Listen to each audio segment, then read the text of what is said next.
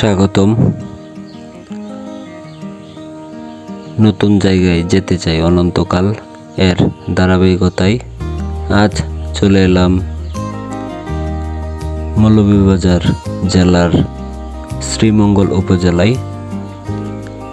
চায়ের রাজধানী নামে খ্যাত এই উপজেলায় সারাদিনই ঘুরে দেখাবো চায়ের বাগান, লাউয়াছড়া জাতীয় উদ্যান,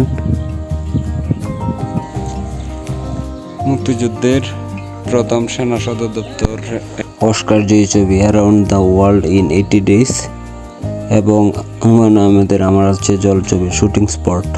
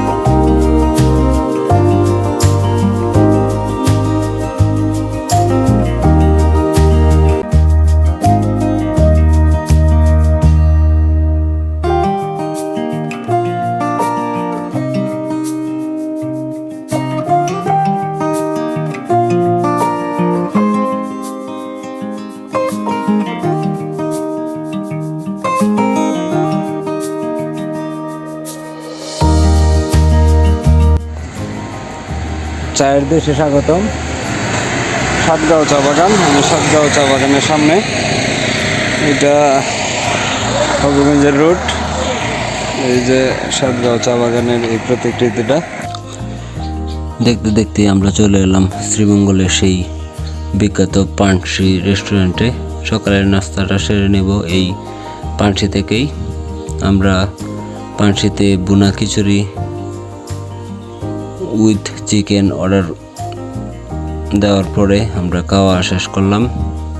সাথে শ্রীমঙ্গলের ভালো চা, রং চা কে আমাদের প্ল্যান অনুযায়ী বেরিয়ে পড়ব। সাথেই থাকুন এবং দেখতে থাকুন শ্রীমঙ্গলের সৌন্দর্য। চলে এলাম লাউয়াছড়া জাতীয় উদ্যানে। জনপ্রতি 50 টাকা টিকিট সংগ্রহ করে ঢুকে পড়লাম ভিতরে। কিছু দূর যেতেই চোখে পড়ল সেই বিখ্যাত রেল লাইন, যেখানে অ্যারাউন্ড দ্য ওয়ার্ল্ড ইন 80 ডেজের শুটিং করা হয়েছিল 1955 সালে। হুমায়ুন আহমেদের চলচ্চিত্র আমার আছে জলও এইখানেই ধারণ করা হয়েছিল। বিরল প্রজাতির লৌহ কাঠ। লাউয়াছড়া জাতীয় উদ্যানে এরকম গাছ হাজার হাজার। এছাড়াও ঝর্ণার পানি বয়ে যায় এই লাউয়াছড়ার কিছু অংশ দিয়ে। ঘুরতে ঘুরতে আমরা হঠাৎই এই মহিলার দেখা পাই। শরীরে শক্তি যোগানোর জন্য আমরা লাউয়াছড়া জাতীয় উদ্যানের ভিতরেই আনারস খেয়ে তারপর আবার হাঁটতে বেরিয়ে পড়ি।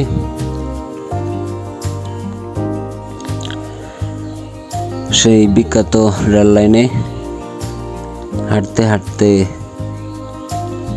একটি স্মরণীয় ঘটনা ঘটে গেছে আমার সাথে, আপনারা ভিডিওতে দেখতে পারবেন। আমরা যখন হাঁটছিলাম তখনই ট্রেনের আওয়াজ শুনতে পাই। আমি সেলফি মোডটা সাথে সাথে অন করি এবং আপনাদেরকে দেখাই। এটা আমাদের সৌভাগ্য বলা যায়।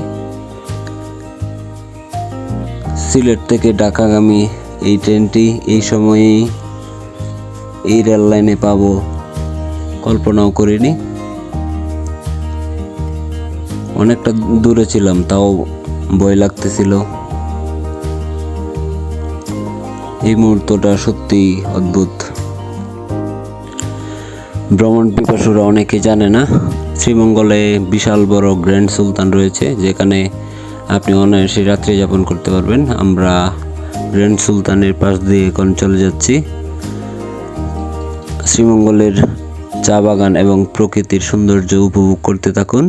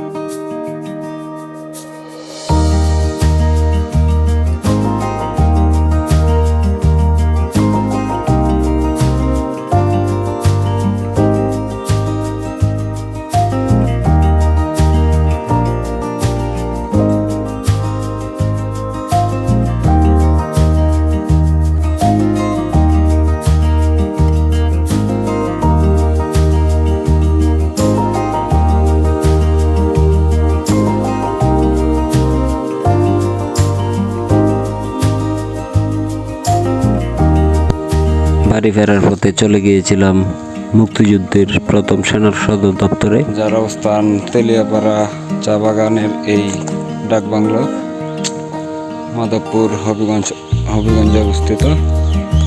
সারাদিন ঘোরাফেরা করে হবিগঞ্জের কোনো একটি রেস্টুরেন্টে খাওয়া দাওয়া করে আমরা বাড়ি ফেরার পথে।